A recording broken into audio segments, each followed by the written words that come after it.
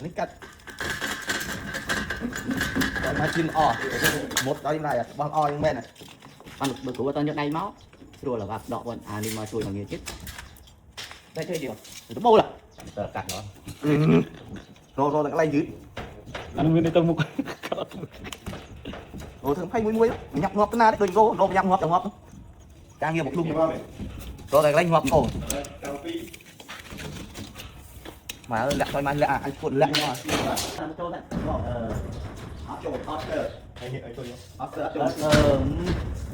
cái vò là club ấy chào mừng nhiều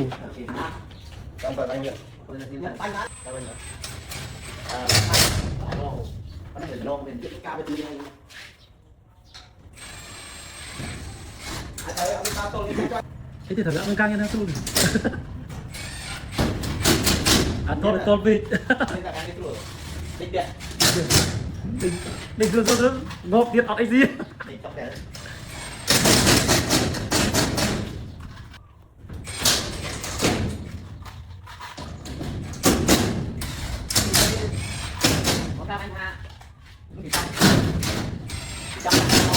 tông bốn ha, mày đã về tây chuột trắng trắng ha, nhưng mà cái đây nó đoạn đâu còn,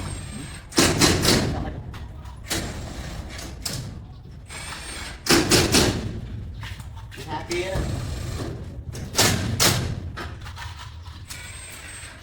lại chuối rồi, lùi, càng ba hơi mới kinh, cái ba ba con nó là yên tâm,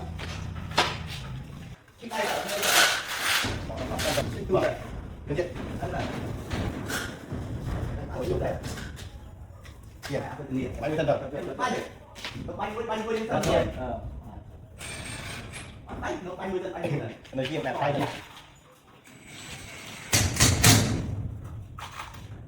Phải chơi đi mình.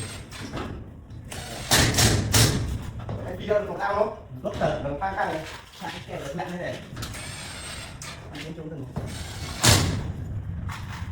Mơ đi đừng nói nào. Ông đọc mới chẳng gì chơi.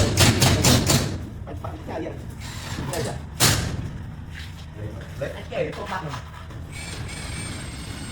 Sợ không chơi. Vậy cặp mà vậy đây là ăn rồi sau đấy bóc rau là nó chọn rồi mình tôi là bớt bớt đập chơi nó ra không mà thẳng là cả có ai cũng đại chơi rồi bạn nó tin trong xe đấy họ đạt rồi theo mình có ý kiến kinh nghiệm một tí mình lại hơi mà mình đưa ra cái điểm điểm này là điểm đấy ở bán rồi tôi nghĩ vào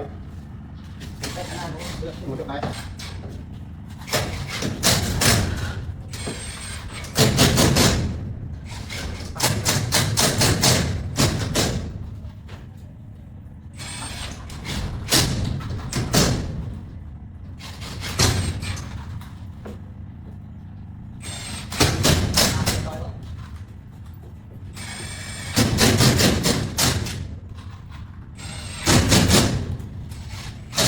thì thời gian mình đã em mình đã buồn nè anh chơi mua thường này đi trần tay hai trần tay hay cái kiếm nhà của con nước con tôi ta bị chấp không anh tôi có ba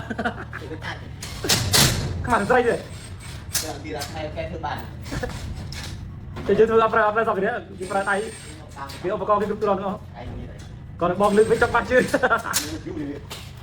ăn vui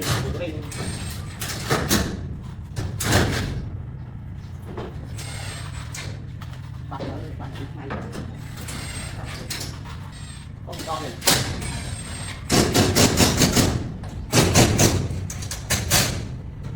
đi tâm lên ra cái này khỏi khỏi này